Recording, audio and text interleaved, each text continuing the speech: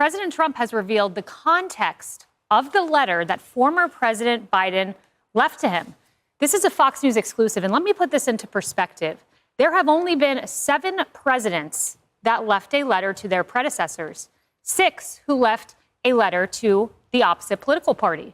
And Biden was just the 3rd to have to pen a letter to someone who was a political opponent, in this case, a former political opponent. This is history. Donald Trump, one of the most polarizing figures in American political history, returned to the White House for his unprecedented second term in January 2025.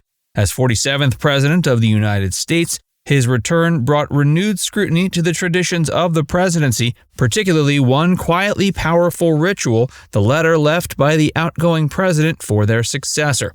In this case, the letter left by Joe Biden to Trump wasn't just a continuation of a long-standing tradition, it was a moment steeped in historical significance, bridging a divide between two leaders who have often been at odds.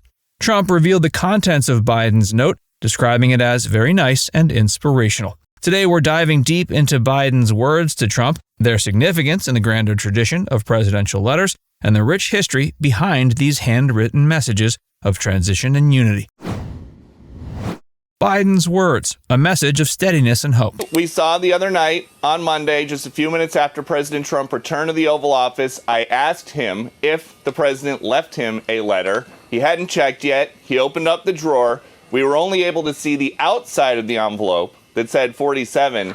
We can report now, for the first time anywhere in the world, this history-making text of what it said on the inside. Joe Biden's letter to Donald Trump, dated January 20th, 2025, carried a tone of solemnity and respect, standing as a testament to the weight of the presidency. Addressed formally as Dear President Trump, the note was left inside the iconic Resolute desk, a symbol of continuity and power within the Oval Office. This letter marked the end of Biden's 4 years as the 46th President of the United States and reflected his recognition of the office's enduring importance. Biden's words were carefully chosen to honor tradition and emphasize the shared responsibility of leadership. In the opening lines, he wrote, quote, "As I take leave of this sacred office, I wish you and your family all the best in the next 4 years." These were not just merely a courtesy, but an acknowledgement of the personal and professional challenges Trump would face during his second term. Biden recognized that the presidency is not just a position of authority, but one of immense accountability to both the American people and the broader global community. Biden's letter continued with a reflective observation about the presidency, quote, "The American people and people around the world look to this House for steadiness in the inevitable storms of history."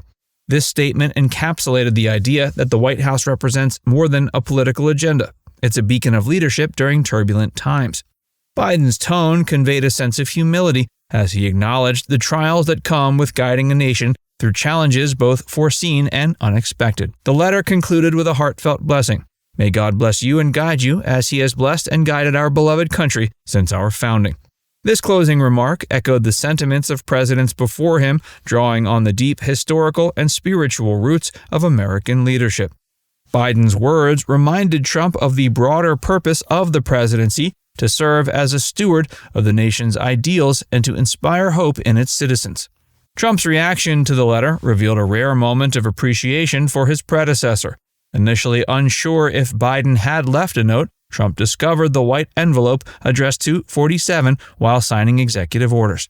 Speaking to reporters, he described the letter as a very nice, inspirational type letter, emphasizing its positive tone. Trump also acknowledged the significance of Biden's message, noting that it highlighted, quote, how important the job is. A moment rich in historical symbolism. The letterhead was of Joseph R. Biden Jr. It said President of the United States, and his cursive handwriting that I reviewed was difficult to read at times, but this is what I got from the letter. Let's read it together. Dear President Trump, as I take leave of this sacred office, I wish you and your family all the best in the next 4 years. The American people and people around the world look to this House for steadiness in the inevitable storms of history. And my prayer is that in the coming years will be a time of prosperity, peace, and grace for our nation. May God bless you and guide you as He has blessed and guided our beloved country since our founding. Joe Biden won 2025. Biden's letter to Trump was more than a continuation of tradition. It was a powerful symbol of resilience in American democracy. The circumstances surrounding its writing were historically unique. Biden, having served a single term, was the first president to write a letter to someone who was both his successor and his predecessor.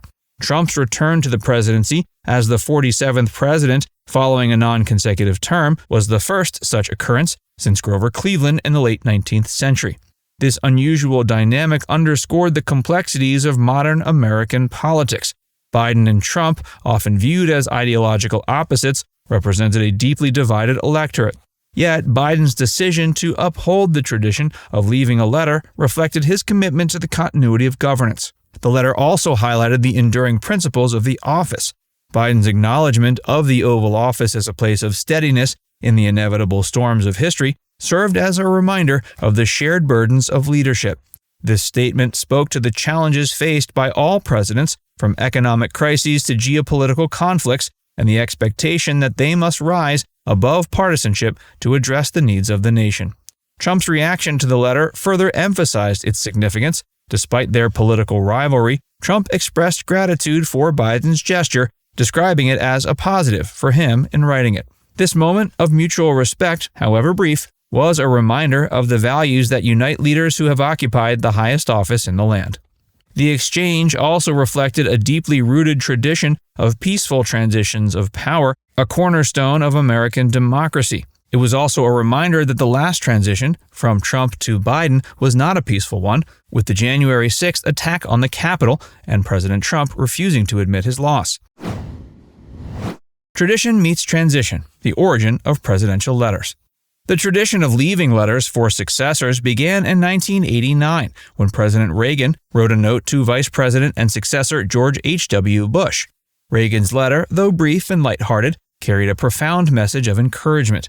Written on stationery adorned with a cartoon of an elephant surrounded by turkeys, the note advised, "Don't let the turkeys get you down." While the humor was quintessentially Reagan, the gesture symbolized a smooth and respectful transfer of power between two Republican leaders. The simple act of kindness laid the foundation for what would become a cherished ritual in American politics. Over the years, these letters evolved in tone and substance, reflecting the personalities and priorities of the presidents who wrote them. Reagan's note set a precedent for using the letters as a means of offering support and advice, reinforcing the idea that the presidency is a shared responsibility. When George H.W. Bush left a letter for Bill Clinton in 1993, the tradition took on a deeper significance. Having lost his re-election bid to Clinton, Bush could have harbored resentment, but instead he wrote a note filled with goodwill and encouragement. Bush's letter read, quote, "Your success is now our country's success. I am rooting hard for you." This message of humility and grace was a stark contrast to the often hostile nature of political campaigns. As the tradition continues, the letters became more reflective and substantive. By the time George W. Bush wrote to Barack Obama in 2009, the notes had grown into thoughtful reflections on the challenges and rewards of leadership. Bush's letter offered reassurance and advice, stating, quote, "There will be trying moments. The critics will rage. Your quote-unquote friends will disappoint you, but you will have an almighty God to comfort you, a family who loves you, and a country that is pulling for you." The evolution of these letters illustrates the changing nature of the presidency and the enduring values of American democracy. They serve as a reminder that despite political differences, the role of the president is to lead with integrity and a sense of duty to the nation. Clinton to Bush and the power of personal connection. One of the most poignant examples was in 2001 when Bill Clinton left a heartfelt note for his successor George W. Bush. Clinton's presidency had been marked by economic prosperity, but also political controversy, and his departure coincided with a deeply divided political climate. Despite the circumstances, Clinton's letter to Bush exuded warmth, humility, and encouragement. Quote, "Today you embark on the greatest venture with the greatest honor that can come to an American citizen." These words reflected Clinton's deep respect for the office and the challenges it entails. The letter also highlighted the unique moment in history that Bush was stepping into. Clinton wrote, "Like me, you are especially fortunate to lead our country in a time of profound and largely positive change, when old questions, not just about the role of government, but about the very nature of our nation, must be answered anew. Now it's time to hear from you. What are your thoughts on the tradition of presidents leaving letters for their successors? Let us know in the comments section below.